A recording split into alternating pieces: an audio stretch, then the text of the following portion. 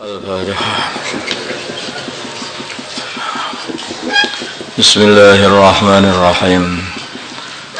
Qala berkata ulama-ulama, wa tariqul jam'i, dan caranya mengumpulkan bainal ahadisi, di antara hadis-hadis. Ada hadis yang membolehkan memuji dan hadis yang memakruhkan memuji, tidak membolehkan memuji. Ayu qala, yaitu dikatakan begini, ingkana bila mana adanya al-mabdukh, orang yang dipuji, ingdahu, di sisinya, kamalu imanan, ada kesempurnaan iman. Orang yang dipuji itu punya iman yang kokoh, sudah istiqomah, enggak robah-robah. Wa yaqinin, dan yakin. Wa riyadatu nafsin, dan melatih diri, sudah biasa melatih diri, tidak mengikuti syahwat, tidak tertipu, tidak menjadi sombong. Ya, intinya orang yang sudah terlatih lah di dalam menjaga sifat-sifat dirinya itu, enggak rusak hatinya. Ma'rifatun tamatun, dan ma'rifah yang sempurna.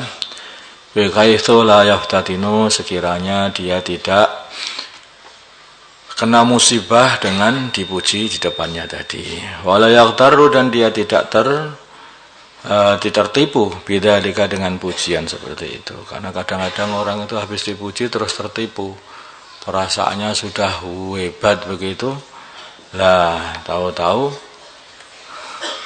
Masya Allah sudah hancur akhirnya.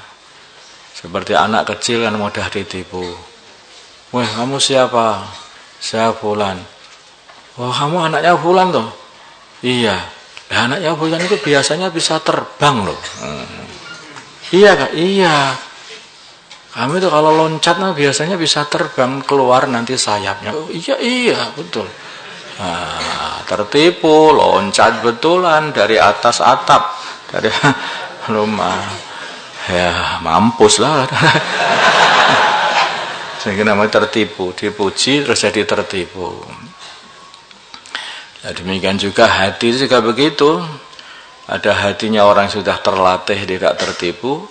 Ada hati itu yang masih seperti anak kecil, walaupun orangnya sudah tua, tapi hatinya seperti anak kecil. Ketika dipuji jadi tertipu, sehingga malah menghancurkan diri sendiri.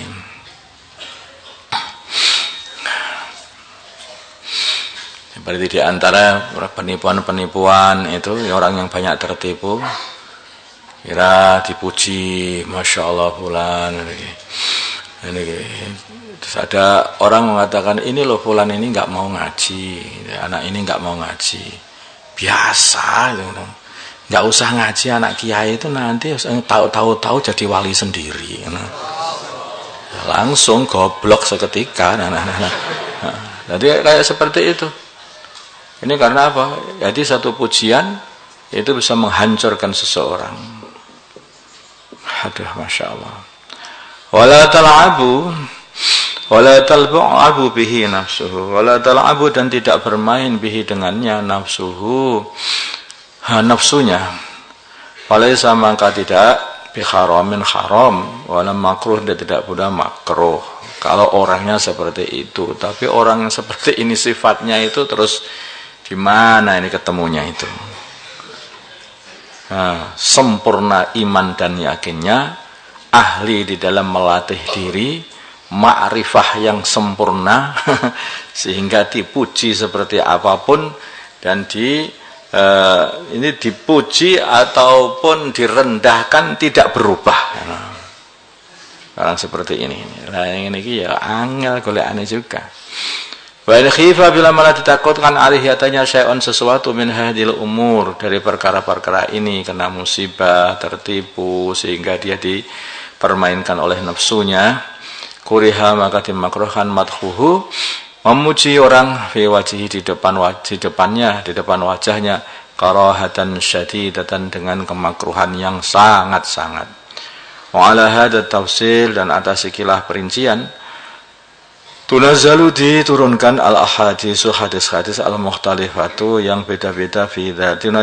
Ditempatkan al-ahadisu hadis-hadis al-mukhtalifatu yang berbeda-beda fi dzalika di dalam masalah boleh atau tidaknya muji orang di depannya.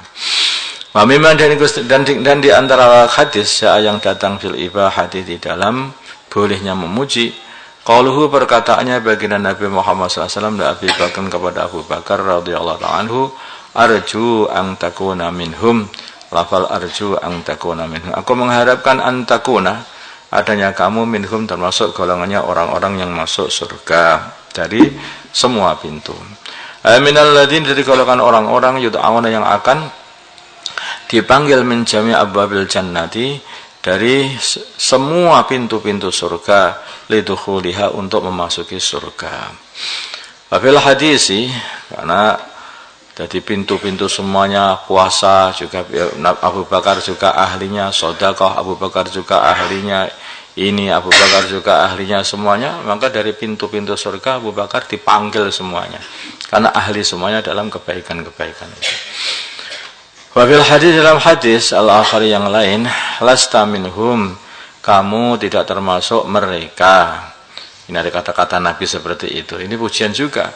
Lasta tidaklah kamu minal ladin dari orang-orang yusbiluna yang mengisbalkan sarungnya, menyeret sarungnya. Yusbilu yang menyeret uzurahum sarung-sarung mereka khuyala'a karena sombong. Kamu bukan termasuk orang yang sombong nyeret-nyeret sarung enggak. Nanti muji Abu Bakar. Waqala dan bersabda baginda Nabi Muhammad SAW dan Umar kepada Umar radhiyallahu ta'ala anhu, ma ra'a kau tidak melihat kamu asyaitanu syaitan salikan meniti fajjan satu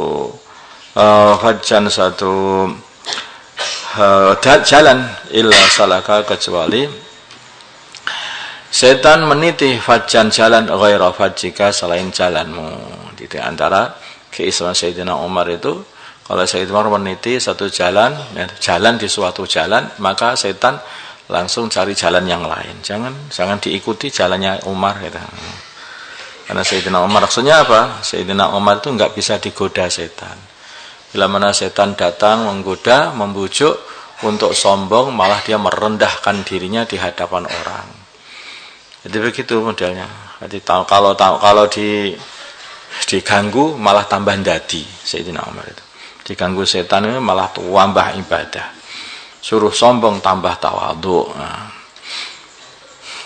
Wala hadisu dan hadis-hadis fil ibahati di dalam bolehnya memuji katsiratan adalah banyak. Waqad dzakartu dan sungguh aku telah menyebutkan jumlatan segolongan min atrafiha dari bagian dari hadis-hadis itu fi kitabil adhkar dalam kitab adhkar.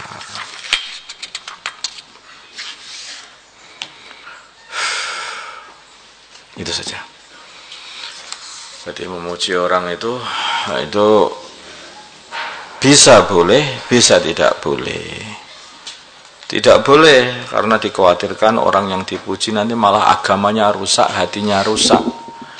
Jadi orang memuji orang itu bukan berarti malah menjadikan kebaikan seseorang, tapi malah bisa jadi memuji seseorang akan menghancurkan seseorang itu sendiri. Bahkan kadang-kadang itu ada anak yang pintar itu ngajinya, kemudian dipuji, pintar ya.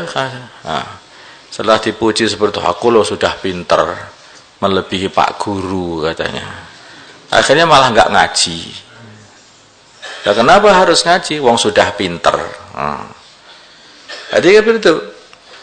Makanya kalau orang ada pinter, itu dibiarkan saja, didoakan dari belakang. Kalaupun kamu itu pengen menyampaikan ini anak ini pinter, jangan di depannya, di belakangnya. Kadang-kadang itu menjadikan dia malah tambah jadi rusak nanti prestasinya. Dia orang malah begitu. Manusia itu gitu. Makanya kalau orang-orang zaman dulu, orang tua itu untuk menyemangati anaknya itu hanya anaknya disuruh loncat begitu saja. Apa bisa kamu? Dengan cara kata-kata seperti itu akhirnya hatinya pengen, aku bisa. Akhirnya malah meloncat. itu masih bisa meloncat. Apa berdiri, apa bisa kamu berdiri? Langsung berdiri. Adi malah justru ditekan, dikatakan nggak bisa, biar tambah bisa. Nah, kadang-kadang kalau sudah dikatakan bisa, malah nggak bisa, malah nggak mau. Nah, jadi orang itu berubah-ubah sifatnya. Kadang-kadang juga karena dikatakan apakah dihina, malah akhirnya oh iya pancen aku ini pancen bodoh, sudah nggak usah ngaji saja, pulang, udah ini ada juga. Jadi ketika direndahkan malah tambah putus asa, ketika dipuji malah tambah gak ngaji, lari pada. Bagaimana, biarkan saja ditarghib, suruh baik lagi, perbaiki lagi, ngaji lagi, itu caranya begitu. Makanya hati-hati di dalam mendidik orang ya jadi seperti itu. Guru-guru di dalam mendidik orang, orang tua di dalam mendidik anaknya, teman-teman di dalam muji temannya. Kalau kamu masih sayang sama temanmu, maka jangan kamu puji-puji di depannya, rusak nanti. Ini temanku ini sudah kuat, nah, kemarin dikatakan kamu ini imannya sudah sempurna, yakinnya sudah mantap. Nah, kamu ini ahli riyadhah, sudah bebas dari sifat takabur, bebas dari sifat ghurur, bebas dari sifat, semuanya dikatakan seperti itu. Besoknya udah gila langsung seketika. Ya, malah nggak boleh begitu. Makanya hati-hati. Makanya Nabi pun juga kalaupun memuji Abu Bakar seperti hanya katanya, kamu nggak termasuk orang yang sombong kok Abu Bakar. Nah itu saja. Bukan kok terus dipuji berlebih-lebihan juga enggak.